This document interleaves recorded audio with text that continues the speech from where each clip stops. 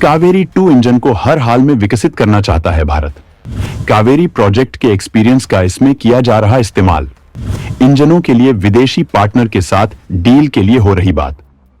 भारत हवाई क्षमता में आत्मनिर्भरता हासिल करने के लिए अब स्वदेशी इंजन पर पूरा फोकस कर रहा है।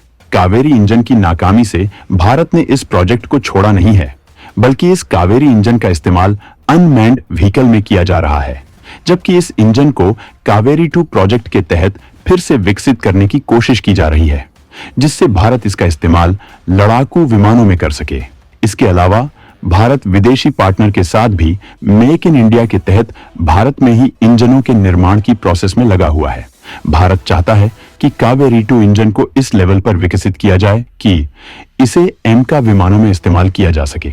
एमका विमान 5वीं पीढ़ी का स्टील्थ विमान है। इसके लिए दमदार क्षमता वाला इंजन चाहिए। तो क्या कावेरी 2 इंजन इसके लिए तैयार हो सकता है? जानने के लिए वीडियो को पूरा देखिए। कावेरी प्रोजेक्ट के फेलियर की बड़ी वजह थी भारत पर लगे प्रतिबंध। आज के हालत में भारत को कई देशों से मिल सकता है तकनीकी मदद। भारत अपने विमानों के प्रोडक्शन के लिए फिलहाल किसी विदेशी पार्टनर के साथ मिलकर इंजन बनाने की दिशा में आगे बढ़ रहा है, क्योंकि भारत जल्द से जल्द वायुसेना को आधुनिक विमानों की सप्लाई करना चाहता है। भारत के साथ करार करने के लिए कई देश आगे आ रहे हैं, जिनमें से किसी एक के साथ करार किया जाएगा। इस मामले में भारत क्या रणनीति बना रहा है, इसके बारे में हम आपको आगे बताएंगे, लेकिन इससे पहले हम आपको ये बताना चाहेंगे कि कावेरी 2 प्रोजेक्ट से भारत को क्या उम्मीदें हैं।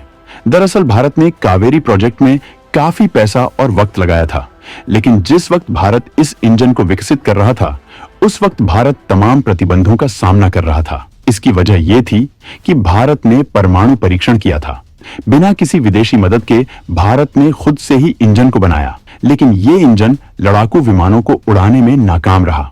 हालांकि फिर भी इस इंजन को फेल नहीं माना जा रहा है। भारत अब इसका इस्तेमाल मानव रहित विमानों में कर रहा है, जबकि कावेरी 2 प्रोजेक्ट के तहत फिर से भारत अपने खुद के इंजन के विकास में लगा हुआ है।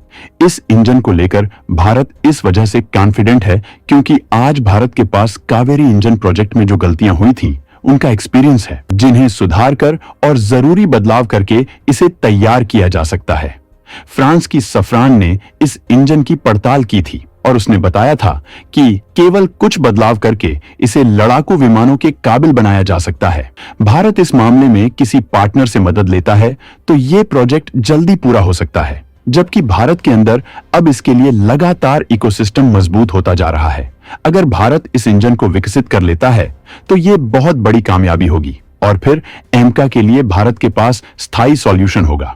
फिलहाल भारत एमका विमानों में जी के F414 इंजनों के एडवांस वर्जन का इस्तेमाल करने वाला है, लेकिन बाद में इसमें और एडवांस इंजनों का इस्तेमाल किया जाएगा, जिसके लिए भारत कई पार्टनर्स के साथ बात कर रहा है। ब्रिटिश कंपनी, फ्रांसीसी और अमेरिकी कंपनी इसके लिए कतार में है।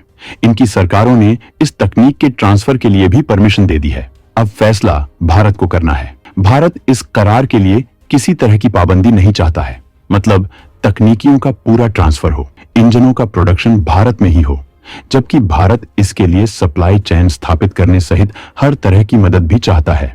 विमानों के तेजी से प्रोडक्शन के लिए विदेशी पार्टनर से डील जरूरी। भारत में ही विदेशी जेट इंजनों का किया जाएगा पूरा स्वदेशीकरण। भारत भले ही किसी देश से तकनीकी का करार करके इनका प्रोडक्शन करेगा, लेकिन इनके हर पुर्जे का वो स्वदेशीकरण भी करेगा। विदेशी कंपनी भारत की कंपनी के साथ मिलकर भारत में ही इंजनों का प्रोडक्शन करेगी।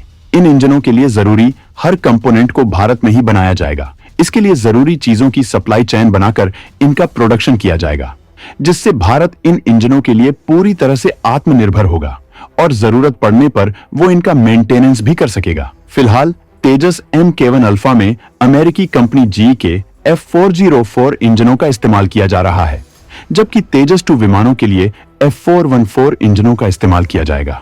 इन इंजनों को भारत के बेंगलुरु में ही GTRI के साथ मिलकर बनाएगी। इंजन बनाने को लेकर भारत की क्षमता अब बढ़ती जा रही है।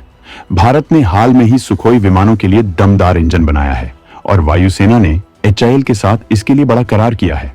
कावेरी 2 प्रोजेक्ट के पूरा होने में कितना वक्त लगेगा ये नहीं कहा जा सकता है। इस वजह से उसका इंतजार नहीं किया जा सकता है, बल्कि उसके साथ ही विकसित किया जा रहा है।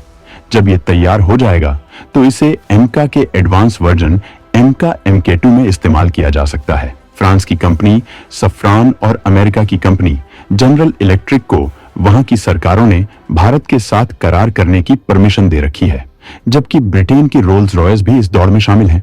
भारत के लिए इस वक्त सबसे कंफर्टेबल पार्टनर रूस नजर आ रहा है।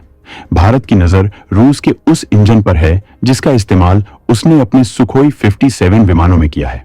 रूस भारत का बहुत पुराना पार्टनर है, वो भारत के लिए सबसे कंफर्टेबल भी है, जबकि भारत ने रूस के साथ मिलकर कई तरह के हथियार बनाए हैं।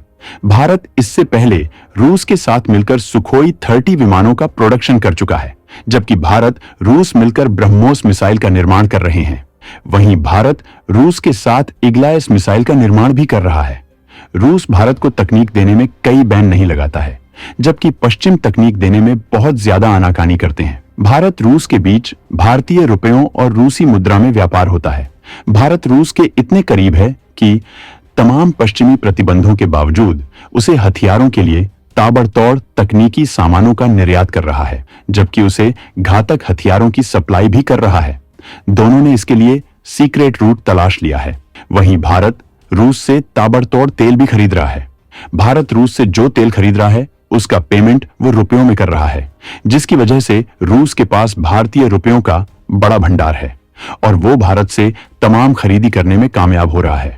भारत रूस के बीच नजदीकी इतनी ज्यादा है कि यूरोप और अमेरिका की तमाम कोशिशों के बाद भी भारत ने उनकी बात नहीं मानी और इसी वजह से भारत रूस से इंजनों के लिए करार कर सकता है।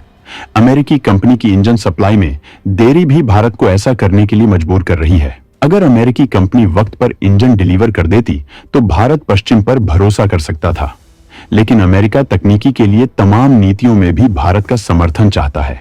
लेकिन भारत अपनी स्वतंत्र विदेश नीति रखता है, वो किसी के दबाव में फैसला नहीं करता है। रूस इस मामले में भारत पर कोई दबाव नहीं बनाता है। पहले जरूर भारत पर इस बात का दबाव रहता था कि वो रूस के खिलाफ न जाए, लेकिन आज हालत बदल चुके हैं। तमाम मामलों में दोनों देशों की अलग नीतियां हैं। ऐसा इजराइल के मामले में भी देखा जा सकता है।